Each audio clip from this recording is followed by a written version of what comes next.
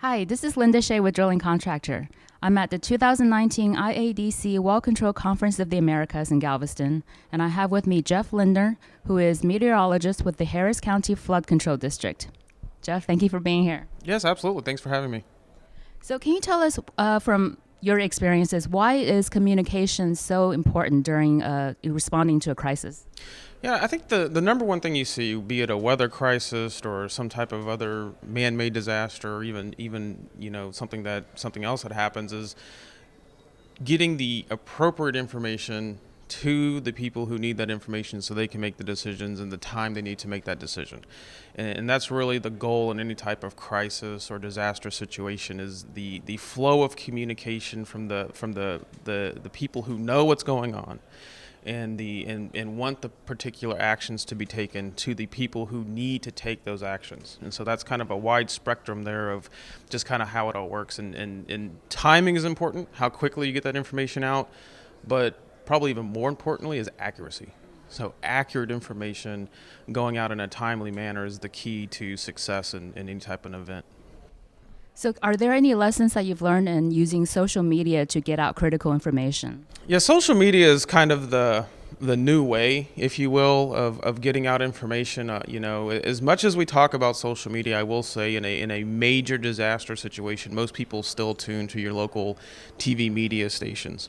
But the rise of social media is very important, especially on the micro scale. So like the neighborhood scale, the street scale, the networks that are in place on a daily basis that are then magnified during a disaster of, hey, I have this at my house, or hey, this street has power, or there's a shelter set up in this area, that sometimes the overall larger organizations, your government agencies, don't get down to that level of detail on some of the stuff that they put out. And so, the rise of social media is important. Facebook, for the most part, is really good for a lead-up type of an event. So, for example, a hurricane, 3 or 4 days out, hey, get your hurricane kits ready, get your supplies ready, know what you're going to do.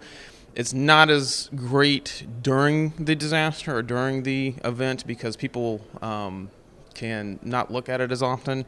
Twitter becomes very more effective in the emergency type situation because it moves very quickly. The character limits on Twitter also make you get to the point very quickly. So on Facebook, you can write a page. On Twitter, you have to get to the point and get to what you want people to do.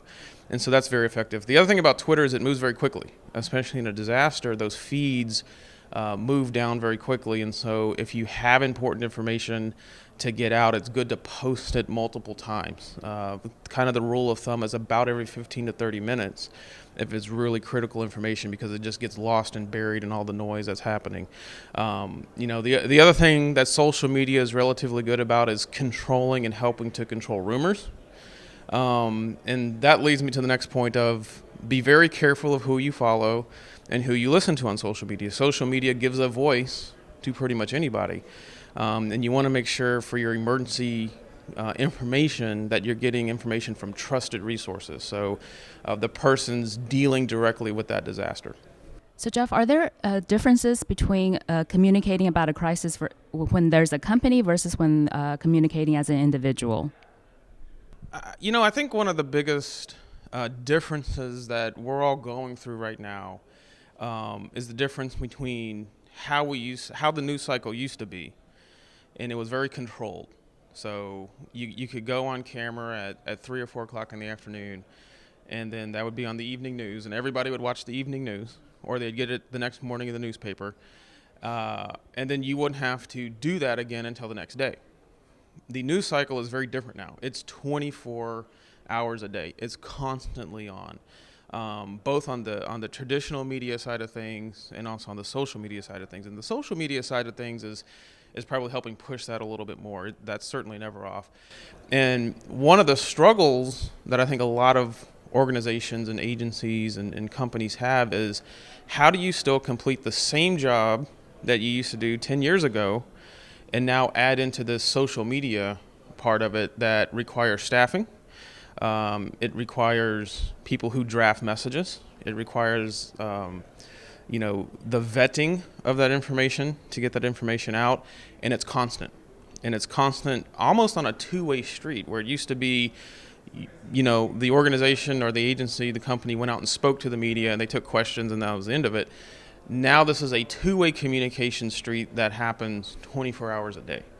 And so in some cases that puts a burden on companies, especially when it comes to manpower, because we still have to do the same job we did 10 years ago. And now we have this added aspect of this constant two-way communication, especially through social media. And it's very powerful because you have to be monitoring it. You have to stay on top of it. You want to use it to get your information out, and you also want to get feedback, and this allows direct feedback from people. Are they understanding what you're saying? And you can kind of get that feeling from the questions they're asking or the commentary they have. And then the second part, addressing rumors. Any misinformation that's out there, you can get a hold of that very quickly, and you can deal with that and kind of squash those.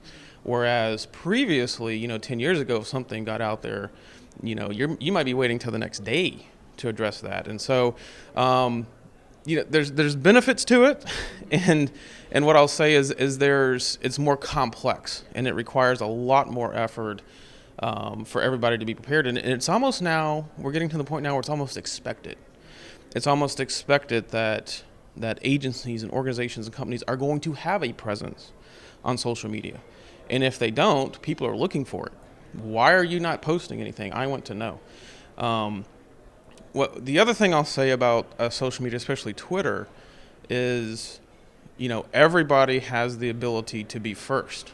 So if somebody is driving by and they see something happen, they're going to be the reporter in the field.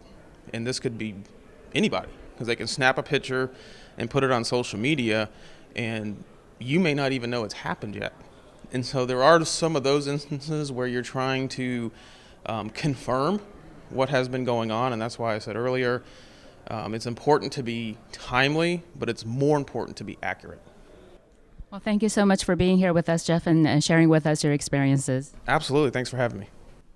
And thank you, viewers, for joining us on drillingcontractor.org.